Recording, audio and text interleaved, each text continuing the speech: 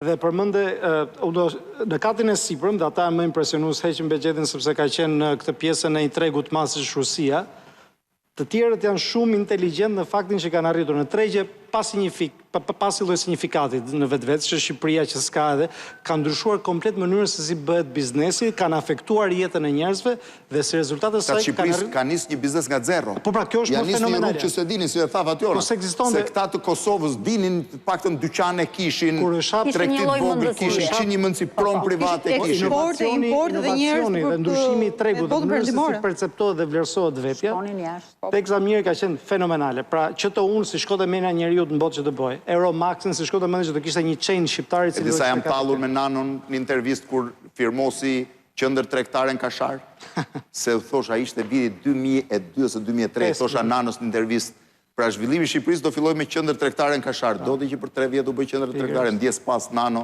se atëre do të thënë dhe ne ishim mosbesues se na dukej shumë tallë se ideja që Kashari, ku është Kashari, do ketë qendër tregtare. Arsyeja pse e them këtë, sepse të gjithë të tjerët operojnë në tregje dhe kanë pasur mundësinë edhe Bexheti, edhe Destani, që të kenë akses në tregje shumë dhe Destani vetë. Sallë Rusi dhe Hari Bayraktari. Jo, patjetër, po janë tregje të mëdha gjermane, Destani vjen nga tregu gjerman, Gjermanisë Perëndimore. Po janë tregje të mëdha. Ai vjen nga treg global, se ka punuar ushtrinë gjithë. Patjetër, me kontratë po ka nisur teknologjia ka emra aty që nuk janë.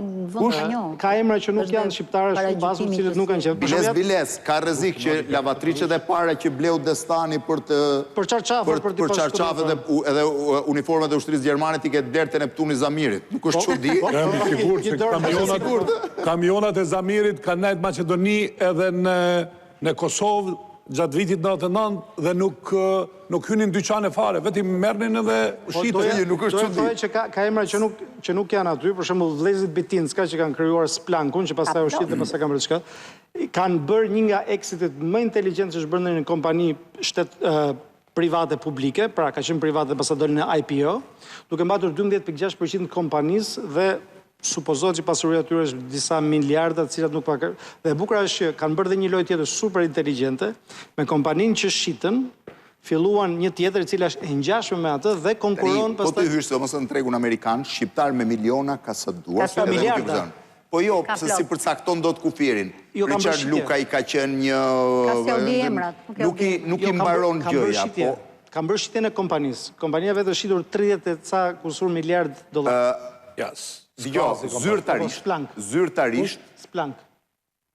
Zyrtarisht, kryetari i Bashkisë New Yorkut, na e pati thënë, tani unë nuk e kujtoj shifrën, duhet ta rishok, që shqiptar me mbi $100 milion, vetëm në zonën e New Yorkut, janë 200. Dhe ti ke shqiptar, ti kur emigrant në vitet 90-2000, që sot kanë nga 600 deri 1000 apartamente në New York. Dhe të kesh një apartament në Tiranë, jo 600 dhe 1000 në New York, i kam takuar vetë, kam folur, janë emigrant shqiptar, të ratisur, të ikur, ca kanë ikur nga Mali, janë pronar restorante, çdo njëri nga këta që ka 1-2 restorante, që ti kujton që jeton me restorante i kanë për PR, kanë dhe ka 400-500 apartamente që i japin me qera dhe sjellin. Kështu që mos hym në këtë treg. Unë vetëm nga Kosova, një këtu që janë shumë bi 300 milion, 400 milion. Po, bravo, si hymë asaj. Shiko, dhe ke si Mira Murati, nuk kanë britur në nivelin e miliardave, se nuk kanë Mira Murati është biznes tjetër. Unë po them dhe në biznesin si të Mirës, unë njoh plot shqiptar. Ja 15 ditë nuk kanë bërë miliarda, po janë prapë inteligjente.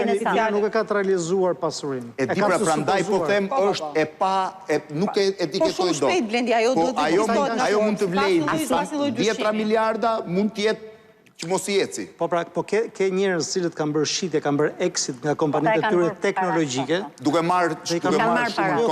Kanë marrë miliardë. Nuk besoj që Murati bën tani exit, duhet presja akoma më shumë sa të rritë. Ujeza, kush duket më interesant nga personazhi dhe kë njeh më mirë? Kë ke ndjekur domethënë. Okej, njoh pak a shumë të gjithë edhe unë bashkoj mendimin e parafolësve fakti që duke ardhur nga një vend si Shqipëria me atë histori që ka Shqipëria për 30 vite demokraci nga komunizmi të arrish kaq shumë me këto marzhe fitimi krahasuar edhe me biznesmen të njohur ndërkombëtar që mbasi kanë pasur dhe krahët e mbështetura nga gjenerata pasurish, kështu që padyshim historia e Zotit Mane Po dhe Pacolli dhe zotit Kastrati janë impresionuese, por unë do veçoja Mira Murati, sepse flasi për një gjenerat të re, pra e ardhmja. Sa vlerësohet pasuria saj? Ti e ndjek se e aktive dhe shumë të rritë sociale?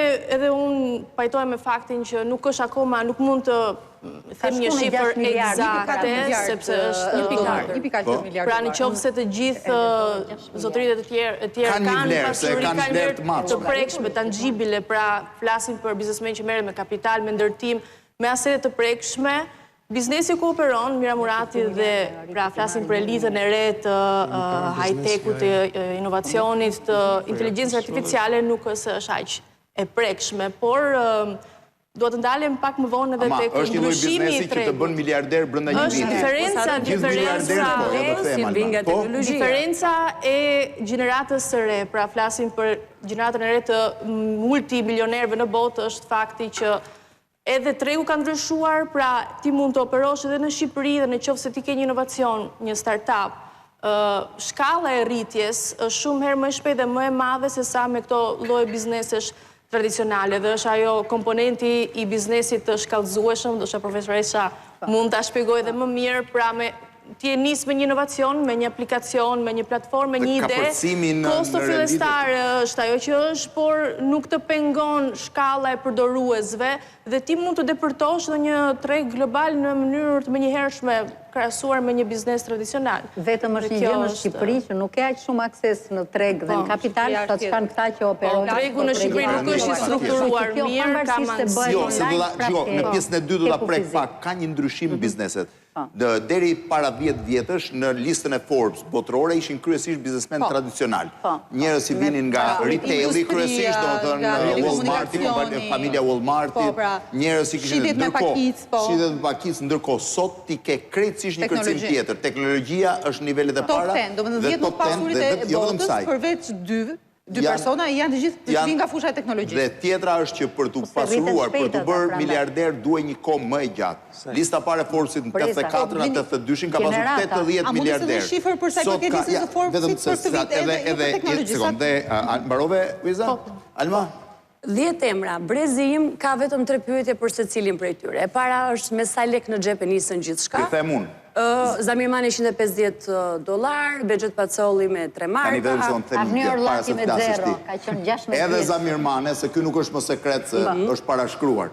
Edhe Shefqet Kastrati kanë bërë tregti ilegale në kohë komunizmit. Zamiri merrte syze që i sillnin marinarët i shiste në universitet dhe fitonte lek. Aq lek sa fitoshin, edhe qeti bënde në i punë të vogël. Kontrabanda është në zemër të biznesit. Ishe kështu që të dy nuk ishin fenomene të rastishme. Që në 5 vitet e fundit komunizmit kishin filluar bubronin me... Po, shiteshin roba, shiteshin... Po, roba syze... Edhe Tandulaku ka qenë që atëre shumë aktiv. Po. Sa para në xhep? Pyetja e dytë është si u bë 1 milion shqiptar. Dhe pyetja e tretë është çfarë vlere kanë çuar në vendin nga u cili u nisën. Se po ta shohim, të paktën Zamirmane me që nisën me skedën e tij, ka pasur një dëshirë gjithashtu që me kohën të ndërtojë dhe një platformë për të ndërlidhur gjithë biznesmenët në përballë shqiptar. Po, e ka thënë edhe përveç po bën këtë, duhet me pyet. Biznese, një vlerë 500.000 euro për ta ndërtuar këtë platformë, pra dalin përtej vetes edhe pasurimit të gjithë shkaje, këtu shkojmë në shtimin e vlerës të gjithë rrugës që është bërë. Ajo që mua më impresionon është Mira Murati. Vajza 2 mësuesve nga Vlora, 16 vjeç, fiton një bursë edhe shkon drejt Shteteve të Bashkuara të Amerikës dhe bën një kapërcim nga Kanadaja në Pekin dhe nga Pekini kthehet në Shtetet Bashkuara të Amerikës. Është nga 50 gradë erdhi një të premte tha në shtëpi shumë e mërzitur në drek. Unë mendoj që ishte në vitin e dytë, fuqia e teknologjisë për gjithë, nuk është. Erdhi 16 vjeç, ultha dhe s'donte të hante dhe unë e pyeta pse s'do të hash, se tha mora vesh tani që ditën e hënë bëhet një konkurs në ambasadë amerikane. Po unë nuk jam regjistruar dot, sepse tani jemi vonë, po se regjistrimi bëjmë duket online. I thë duhet certifikat, duhet edhe jëma, mori atë të gjendje civile, e hapi gjendje civile jashtë orarit se kështë që nëzën si saj, ja dha certifikatën dhe të hënën mas 3 ditësh ajo doli e para në konkurs dhe merë. Mund mos ta kështë marrë, me gjitha dhe një rrugë do t'a gjente për të... Mira Murati nuk ka studiu teknologjia, jo ka mbaru matematikë dhe inxhinieri mekanikë. Pastaj u transferuan në Tokyo një vit. Pata një tentativ sot të telefonoj babajnë e Mira Muratit, zotin Angjull Murati. Edhe pasi mesazhi arritëm të komunikonim dhe në telefonat të si pra jeton Itali, së bashku me djalin. Ajo që kuptova është... Me vajzën, djali është bashkë me Mirën. Ajo që kuptova është që do t'jeti distancuar, sepse tha dashur pa dashur, gjithçka që themi ne për Mirën, dhe pse ajo është në top 50 e grave më të pushtetshme në botë, mund t'i shkaktoj asaj shqetësim. Kështu që do preferoja... Po dhe ajo vetë ka zgjedhur të mos dali, mos bëj shumë... Pranon që është shqiptare, por që nuk flet për drejt për Shqipëri dhe Vlorë.